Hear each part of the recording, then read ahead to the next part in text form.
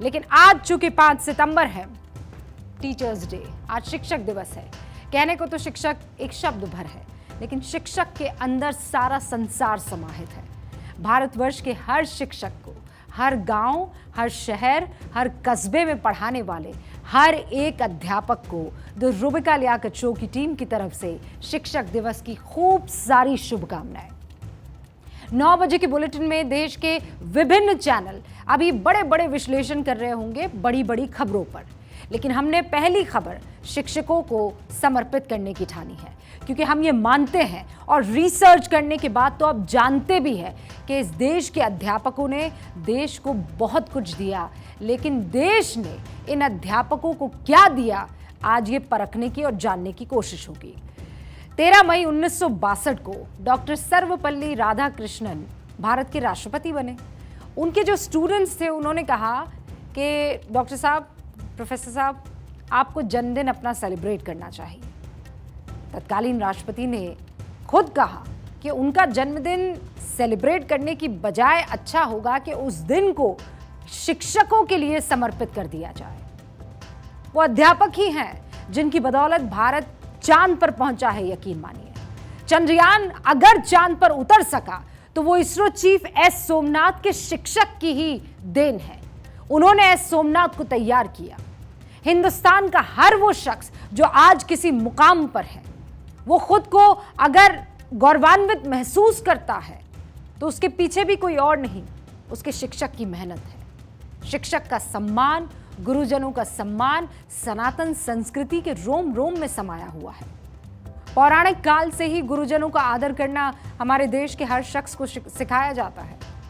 श्री रामचरितमानस के बालकांड में आपको पता है क्या लिखा है? बंदुम गुरुपद पदुम परागा, सुरुचि सुवास सरस अनुरागा, अमीय मुरिमय चूरन चारु, समन सकल भव रुज परिवारु। यानी गुरु के चरणों की धूल को प्रणाम है, जो सुंदर स्वाद, सुगंध और अनुराग के रस से परिपूर्ण है। गुरु के चरणों की रज अमर मूल यानी संजीवनी जड़ की तरह है। ये सभी भय रोगों का नाश करने वाली है। हम और आप सभी जानते हैं कि शिक्षकों ने देश को सब कुछ दिया, लेकिन आज हम इस सवाल का जवाब तलाशने की कोशिश करेंगे कि देश ने शिक्षकों को क्या दिया। वैसे तो आपको पता ही है, लेकिन फिर भी मैं सवाल पूछ लेती हूं। एक टीचर का काम क्या होता है या क्या होना चाहिए? इस सवाल का एक और सिर्फ एक ही जवाब है, और वो ये है छात्रों को पढ़ाना, उन्हें इस काबिल बनाना कि वो एक सभ्य समाज का निर्माण कर सके।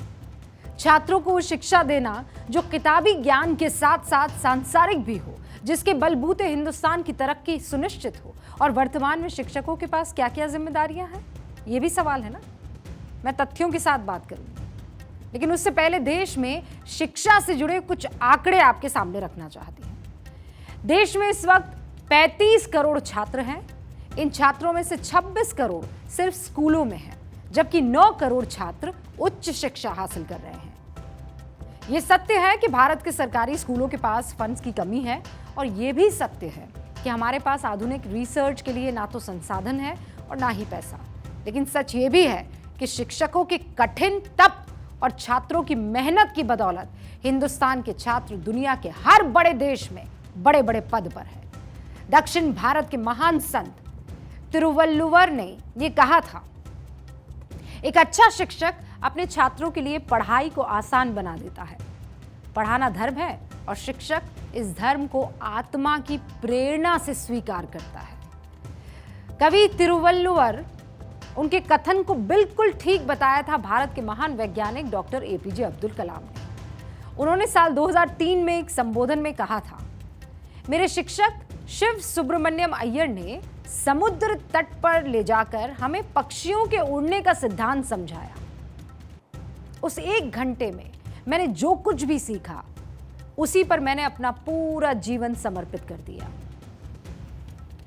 Well, it's a good question. For example, when I was a 10-year boy in Rameshwaram Primary School, my science teacher was Shiva Subramania Iyer. I was a 10-year boy, 5th class. When the teacher enters, we saw he radiates knowledge. And also he radiates purity of life. You know, the two quality I saw in my teacher, that radiates knowledge and radiates purity of life. सुना ना आपने? भारत में शिक्षक करोड़ों छात्रों का मार्गदर्शन कर रहे हैं। हर छात्र को इस काबिल बनाने में दिन रात जुटे हुए हैं कि वो भारत को विकसित देश बनाने में योगदान दे। और ये किसी से छुपा नहीं है कि भारत में पढ़कर छात्र अमेरिका जैसे देश की बड़ी बड़ी कंपनियां चला रहे हैं, फिर वो चाहे अल्फाबेट और गूगल के सीईओ सुंदर पिचाई हो या फिर माइक्रोसॉफ्ट के सीईओ सत्या नडेला। भारत में 15,07,708 स्कूल हैं। इनमें सरकारी स्कूलों की संख्या 10,32,570 है, जबकि 3,37,000 लगभग 499 प्राइवेट स्कूल्स हैं। सरकारी सहायता प्राप्त स्कूलों की संख्या 84,362 है। इन स्कूलों में 96,87,577 टीचर्स अपनी सेवाएं दे रहे हैं।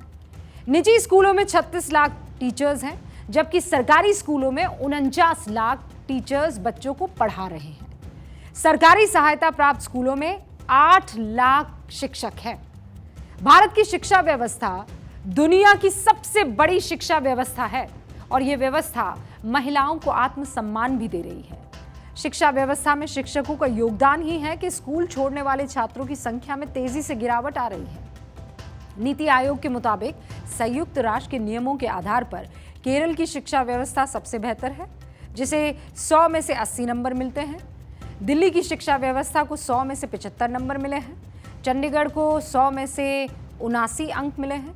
बिहार को हालांकि इस रिपोर्ट में 49 से भी कम पॉइंट्स मिले हैं। हिमाचल प्रदेश में स्कूल ड्रॉप आउट दर सबसे कम सिर्फ 7% है। दिल्ली में स्कूल ड्रॉप आउट दर 11.25% है। जम्मू कश्मीर में 24% से थोड़ी ज़्यादा है, जबकि बिहार में करीब 40% है। अच्छी बात यह है कि स्कूल ड्रॉप आउट दर में पूरे भारत में तेज़ी से गिरावट आ रही है। तमाम चुनौतियों के बावजूद हमारे देश के टीचर्स स्टूडेंट्स को स्कूल आने और पढ़ाई जारी रखने के लिए इंस्पायर कर रहे हैं। लेकिन शिक्षकों पर हम कितना प्रेशर डाल रहे हैं आपको पता है? शिक्षकों को ज्ञान वर्धन करने के तरीके खोजने की बजाय दूसरे कामों में इस्तेमाल किया जाता है, ये आप जानते हैं? कुछ तथ्य आपके सामने रख रही हूं। शिक्षकों की ड्यूटी सिर्फ बच्चों का भविष्य संवारने के लिए नहीं है। वो तो ऐसी ऐसी चीज़ों में उनका इस्तेमाल किया जा रहा है कि आप एक बार को सोचने लगेंगे। हर 10 साल में होने वाली जनगणना जो होती है उसमें भी शिक्षकों का इस्तेमाल होता है। राज्य चुनाव में, लोकसभा चुनाव में, नगर निगम चुनावों में शिक्षकों की ड्यूटी लगती है। ग्रामीण इलाकों में मवेशी जनगणना में भी शिक्षकों की ड्यूटी लगती है। वोटर्स लिस्ट में नाम जोड़ने और नाम काटने में टीचर्स की ड्यूटी लगाई जाती है। कोरोना काल में टीचर्स की ड्यूटी खाना बांटने में लगाई गई थी। आपातकाल में टीचर्स को राशन बांटने के काम में भी लगाया जाता है। पल्स पोलियो अभियान में टीचर्स की ड्यूटी लगाई जाती है। इसके अलावा डेंगू से बचाव के लिए जागरूक करने में भी टीचर्स की ड्यूटी लगती है। आंकड़े कहते हैं कि सरकारी स्कूलों के जो टीचर्स हैं वो अपने काम के घंटों का सिर्फ 20% शिक्षा के लिए इस्तेमाल कर पाते हैं, जबकि उनके समय का 42% नॉन टीचिंग कामों में ज़ाया होता है। इसमें से भी 32% वक्त उन कामों में खर्च होता है जो टीचिंग से जुड़ा ही हुआ नहीं है, मतलब किसी भी तरह से नहीं जुड़ा हुआ। भारत के सरकारी स्कूलों में करोड़ों छात्र पढ़ते हैं, लेकिन जब शिक्षकों के पास पढ़ाने के लिए वक्त ही नहीं होगा तो छात्र नई चीज़ें कैसे सीखेंगे? इस सवाल पर सरकारों को गंभीरता से सोचने की सच में ज़रूरत है। चाहे कितने भी बुरे हालात हो, लेकिन टीचिंग वो पेशा है जहां टीचर बगैर भेदभाव के हर छात्र के सफल होने की कामना करता है। वो किसी जाति या धर्म के आधार पर, लड़की या लड़के के आधार पर छात्र में भेदभाव नहीं करता।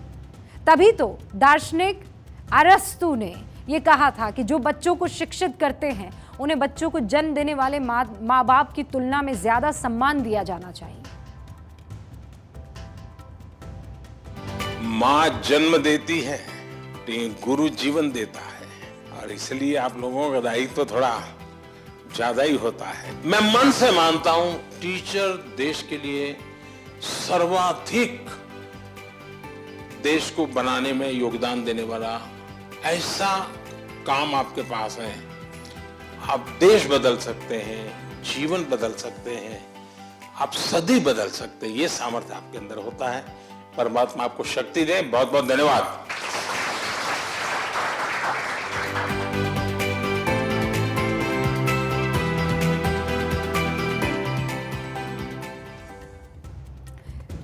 हिंदुस्तान के शिक्षक तमाम बाधाओं को तोड़ते हुए, बैरियर्स को पार करते हुए अपने छात्रों का भविष्य उज्जवल बनाने में जुटे हैं। मैं और मेरी टीम के सभी सदस्य या फिर आप सभी, यदि अगर आप अपनी आंखें बंद करेंगे और अपने टीचर के बारे में सोचेंगे तो एक ही छवि नजर आएगी। मतलब वो टीचर चाहे 90 के दशक में पढ़ा रहा हो, कि 80 के दशक में, कि 50 के दशक में, कि 60 के दशक में, आप आंख बंद कीजिए और अपने टीचर के बारे में सोचने लगिए। बेहद शांत होगा, सौम्य होगा, साधारण होगा। आप कुछ गड़बड़ करेंगे तो गुस्से में जरूर दिखेगी वो टीचर, लेकिन अदरवाइज आप देखिए बहुत सरल, बहुत साधारण, बहुत सौम्य। और जैसी वो 20 साल पहले हुआ करती थी, आज उन्हें देख लीजिएगा बिल्कुल वैसी की वैसी लगेगी। हर टीचर के साथ ये खासियत है, और वो हिंदुस्तान की किसी भी राज्य की टीचर हो या किसी भी राज्य का टीचर हो, एक ही सरीके। लेकिन जरा सोचिए, उस साधारण से दिखने वाले शख्स ने आपको किस काबिल बना दिया। आप आज जहां हैं वहां उस साधारण से दिखने वाले टीचर ने आपको पहुंचाया, मत भूलिएगा। स्वामी विवेकानंद ने कहा था, आपको कोई भी कुछ सिखा नहीं सकता, आपको सिखाने का काम सिर्फ आपकी आत्मा कर सकती है, और शिक्षक आपकी आत्मा का संरक्षक है। शिक्षक दिवस पर हम सभी गुरुजनों को, सभी शिक्षकों को एक बार फिर से प्रणाम करते हैं। आज हम जहां भी पहुंच सके हैं वहां आप लोगों ने ही हमें पहुंचाया है, और हम जानते हैं कि सदियों से चली आ रही परंपरा को आप अनंत काल तक ऐसे ही निभाते रहेंगे। हमारे जैसे करोड़ों अरबों लोगों को शिक्षा के ज्ञान से ऐसे ही नहलाते रहेंगे। आपका तहे दिल से धन्यवाद।